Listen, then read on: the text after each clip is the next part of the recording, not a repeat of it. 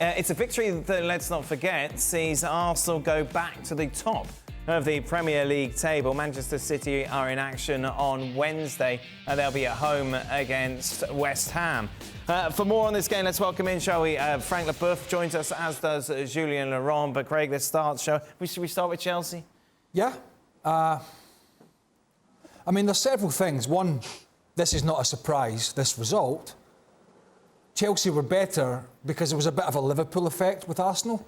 In the second half? In the sense that it was so easy and they were so dominant that little mistakes started to creep in. Look, the selection of Aubameyang itself could easily lead, or you could argue that it should lead to Lampard being frog-matched out of the club. Aubameyang, and he wasn't the only one, should not wear a Chelsea jersey again. He should not even be allowed to the training ground. I don't know how long he's got left in his contract. Is it this year or is it next year? I don't know. Whatever it is, do a deal and get him out. Right. He never... Right. And it's not the service up to him. I watched him. His attempts at shutting the ball down.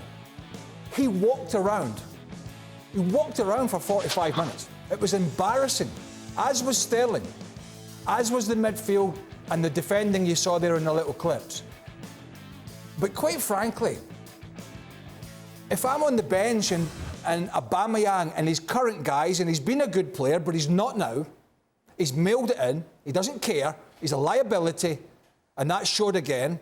If I'm on the bench and I'm not playing because of him, what's that telling me? I'm thinking about a different sport. I mean, I really am. I mean, that's embarrassing. The fact that Lampard thought he was the answer tells you where they are. Look, from Arsenal got the job done. Picked himself up, brushed himself down. Great result. Could have been more. Chelsea, oh my God. It was absolutely awful again. How awful was it in your eyes, Frank? As Ali said, 100%, you know. Shameful, disgraceful, pitiful, everything. I mean, I don't know if the player understand what they're doing right now, but on top of dirtying the image of the club, they're dirtying their own image. They don't realize that what they show to the world is the worst that you can see in the world of football. You can be bad. Everybody can be bad, and everybody will be or has been bad. That can happen. But when you show no character, when you show no commitment and no involvement in what you try to do, it shows that you are unprofessional. And the player that I saw, and Craig named some names, but you can put everybody except maybe Madueke and a little bit N'Golo Kante, have shown to the world that they not deserve to wear the Chelsea shirt. I make a big difference between a club and a team. The club is a big club. That team is a shamble, is a shame of that club. That's unbelievable. I never seen that. I think it never happened for more than 1 century at the Chelsea Football Club. I wanted to switch off the TV because I was so shameful. Arsenal did their job. And if Chelsea was a little bit better second half, it's because Arsenal allowed them to do so, because they got a little bit sloppy because the result was already done. So it's not because of Chelsea that Chelsea got better. It's because of Arsenal. That's awful. It's a derby. You know, I was amazed by the number of fans of Chelsea in the stands. I don't know what they're doing there. I mean, they have so much beliefs on that club, but they forget that the team who is always on the field every Saturday or even Tuesday doesn't deserve to wear that shirt, the sign of that club. I'm so upset. I'm so shameful about what I see. I tell you, never seen that in my life. I followed Chelsea from 1996, where I signed for that club. And after I left, I kept on following Chelsea. Never seen that in my life. That's awful. That's disgraceful, again. Jules, obviously, Chelsea are in a situation where they're not playing anything apart from pride from now to the end of the season. If they were trying to fight relegation or looking to try and get into the top four, you would question whether or not Frank Lampard will make it to the end of this season, wouldn't you? Yeah, I mean, I'm as you know, I was never understood why he was appointed anyway, why he was given that job. I don't even know why he took it, to be fair, but that's another problem. But from a club point of view, why they gave it to him was baffling to start with. I would have sacked him already. I would sack him now. To go back to what Craig was saying on Aubameyang, just that, for me, Frank Lampard, for his dressing room, with the fans, with the club, he lost the little bit of credibility that he maybe still had. I mean, his stock was really low before today anyway. But to start Aubameyang, to take him off after 45 minutes. Aubameyang had 9 touches of the ball in 45 minutes. 6 passes, 4 of them were kickoffs. I mean, I don't even know where we start there. How someone who is apparently a football coach can think it's a good idea to do that. I mean, just for that. If the season had started at the end of October, Chelsea would be in the bottom 3. In the last 22 Premier League matches, they will be 18th in the table. This is how bad they are. And Frank Lampard, I'm sorry, we all like him. He's a really nice guy. He's a very intelligent, smart guy. He's one of the worst Premier League coaches ever. He's lost his last 10 games as a Premier League coach, if you take Chelsea and Everton. It's just beyond belief what's happening at that club. And it's a real shame because it's showing you that you can't just splash money thinking that you can just build a team like that with cash. And if you keep making wrong decisions and taking wrong decisions, this is where you will end up. Do you want to talk more bad Chelsea or good Arsenal? Well, I'd prefer to talk about Arsenal. I thought as good as they were, but I mean, Chelsea is there to be shot at. And to Jules' point, I don't think Lampard's reputation could have been any worse or sunken any more post-Everton, so there's an opportunity for him to salvage. No, listen. If I'm Frank Lampard, I'm thinking I'm not getting another job. All of a sudden, Chelsea come calling. Maybe I can salvage something, but no, it's just gotten worse. So that aside, his stock has fallen even more, though. Well, I'll be honest. I'm not sure it could have fallen any further. Wow, you had it low. Yeah, no. That's my position on that. But now you look at where Chelsea are, and listen, the truth is we've spoken about Chelsea ad nauseum, and I'm not sure how much worse they can get, in all honesty. My only concern around them is how much of this, or the longer it continues, it becomes harder to fix or harder to salvage, regardless of who's appointed as the next manager. But I'd prefer to talk about Arsenal, who I thought, given how you good... just spent a minute. Yeah, but I said I've said enough about them. But given how their results had gone, given this game, and now all of a sudden you're chasing Manchester City for the first time in what feels like forever, I thought it was a great response. And credit to them for the way they went about their business. Madueke grabs a goal, so it denies them the clean sheet that's been... They haven't been able to keep one since Saliba's injury. I thought that would have been the kind of crowning glory on a good performance. But for a young team, again, that is still learning, gaining experience, to have that blow of the last results, to have that blow of knowing that all of a sudden, not your fate, but the fate of winning the Premier League is in Manchester City's hands, and they don't look like they're going to loosen their grip any. I thought this was a great response from a team, again, that's growing, and I think gets better for the experience. So credit to them for the way they went about their business today. I thought his changes were good. Obviously, Kivior in place of Holding, and Jorginho in for his passing in midfield, because they knew they were going to get a lot of the ball in there. And I thought it was a great response. And I do hope Arsenal go on strong to the end of the season and they ask City a question, that's the very least. And I think they can. I want to go back to Chelsea, though. Frank Lampard talked at the end of the game about behind the scenes, and it's evident the problems. And I think he's talking about the incredibly, badly balanced dressing room, the huge squad of players, the problems they have at the training ground because of so many professionals. And he talked about that in his after-match interview. Now, he's at a crossroads here, because I really think if he's got anything about him, he might as well walk away now and go, listen, this is a shambles behind the scenes. And it's dragging me down. But then on the other side, he'll be like, he's talked about his love for the club and all that sort of stuff. Yeah. So what does he do?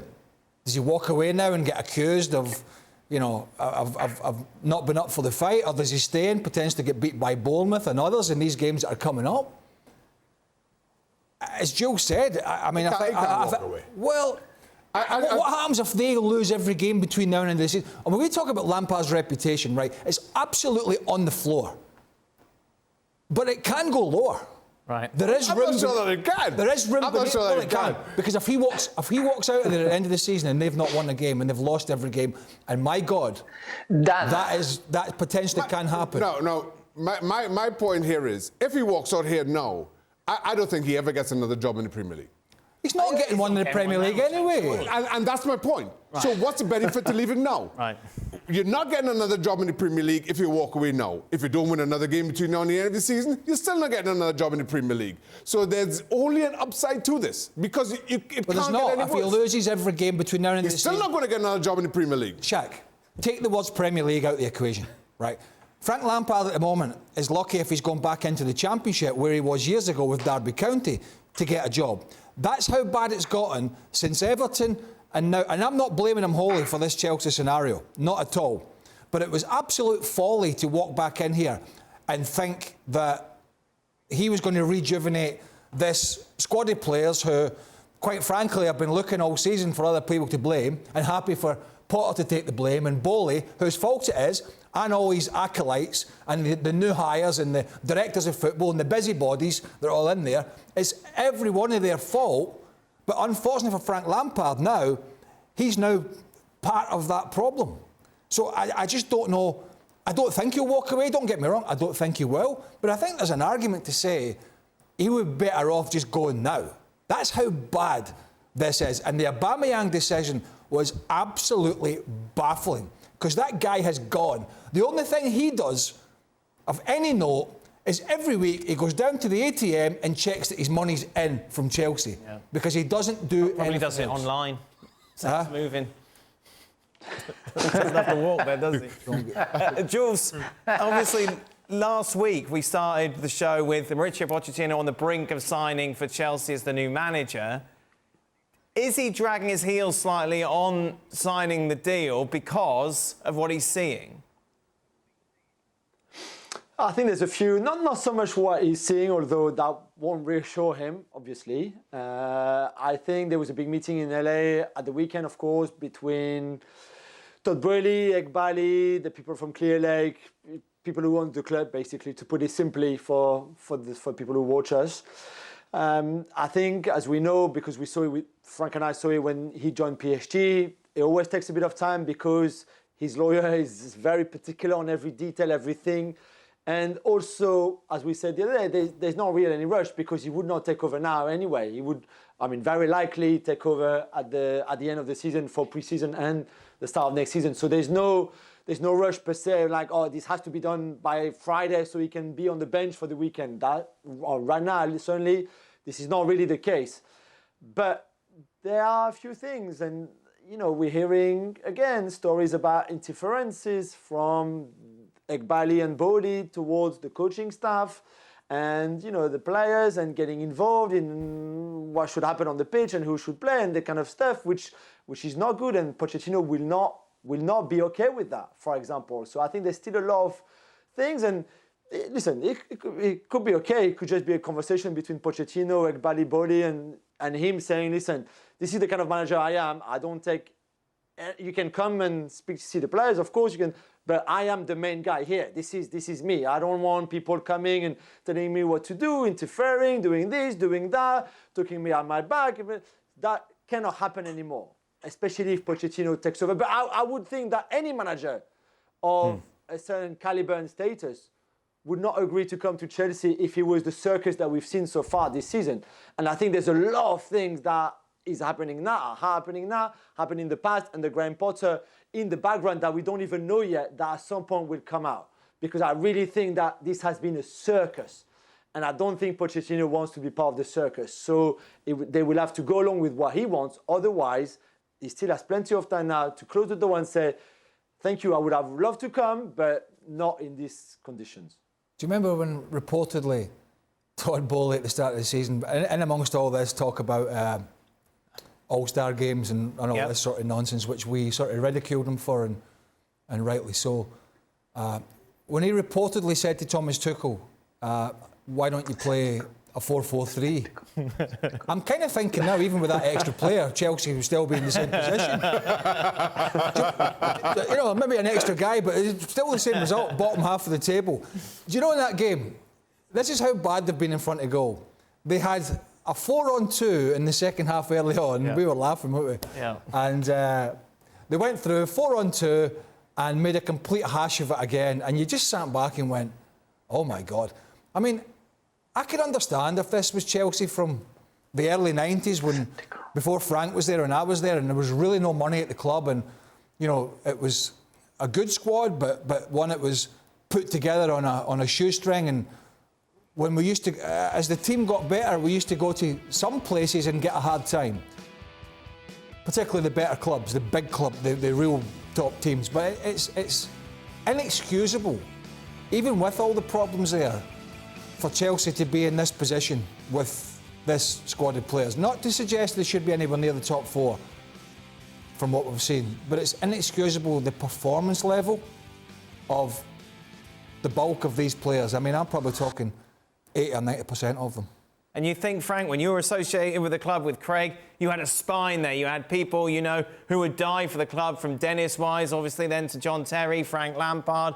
Now, who do you hang your hat on? If you're a coach coming in, who do you have on your side that can help you lead that dressing room? There's nobody. That's my main concern. You know, we are talking about some coaches coming, and Pochettino might be the right one. But until I know and I hear him telling me what he's going to do with that numbers of players, how many players he's going to keep, you know, who's going to stay, who's going to leave, and what is going to be his tactic, what he wants to do, who's going to be his leaders. As long as I don't hear him telling me something, I don't believe that any coach can sort any problem out. And you're right, the leadership what we used to have with legends, like Dennis Wise, John Terry, Frank Lampard that you named, Didier Drogba, for example, Marcel Desailly as well, is no longer there. And that's the main problem. Today, they were drowning, and you could see that even Thiago Silva didn't react. Even Kante trying to do his own stuff, but didn't behave like a leader. And Azpilicueta was lost as well. And you know that you have no leaders. You know that they all go into the dressing room halftime and they just do that. Hopefully the coach doesn't talk to me because I don't want to be caught, you know. But they all go down together with no reaction. I can tell you, the team that I met when I came to Chelsea, with all those leaders, starting with Craig and Dennis Wise, for example, headed by Gianluca Vialli, Ruud Gullit, Roberto Di Matteo. I have to put myself on, Steve Clark. Of course you do. We would never do that at that level. It would have been impossible. We were such leaders. We had so much characters, so much pride that it would have never happened. It's why I'm so shameful today. I'm so upset because I feel that nothing good can happen right now until I hear a coach finding me a solution. I want to see that. That's a good scoreline, you know, 3-1 to look at. Go on, why? This could have been taken. If you're kidding yourself on about the second half, somebody, Chelsea fan out there thinking, oh, second half was, yeah, I'll give you, they got a bit better and they had some chances, and Arsenal had a bunch of injuries, and really, Lampard said it himself, the game was pretty much over at half-time. I honestly thought this was going to be another sort of Newcastle Spurs or heading towards that 5 or 6, because it really looked like it. And so to get out of there, having played so badly with 3-1, is somewhat of a result, because I thought this was going to be 5 or 6 after the first 20, 25 minutes. Finally, Jules, you, I think, have been the most confident in Arsenal's ability to get over the line. Still happen? Of course it can. It can still happen. Of course it looks unlikely, of course, because City are in this incredible machine right now in form, and we've made the analysis of them and the great form that they've had, and obviously the win against Arsenal was huge and huge turning point, of course. But they can also draw there, maybe another game. You don't know what can happen. So the only thing that Arsenal can do right now is like they did tonight, just put pressure as much as they can, like go back top of the table, still have 2 games more played than City, but it doesn't matter so much. It's just like trying to put the pressure, being there. And now City have to play tomorrow against West Ham, which, of course, they're at the Etihad. They should be okay. But you just don't know. The game will start at 0-0, and then Arsenal at 0-0 will still be top of the table. So we will have to see. The only thing they can do is stay positive and believe, and then do their best every single time. They don't have that many games left. City will have to play a lot of games, the FA Cup final later, the Champions League semi-final. So they will have all those games as well. Let's see what happens. But from an Arsenal point of view, you have to believe. You can't just give up like that. Shaq said the mighty Hammers are going to turn up tomorrow. Yeah. Really? I said, let's just turn up and do what? Let's just call them the Hammers. That's the thing. Defend. Well, thank you very much for watching ESPN on YouTube. For more sports highlights and analysis, be sure to download the ESPN app. And for live streaming, premium content, and let's not forget as well, ESPN FC 7 days a week. Subscribe to ESPN Plus.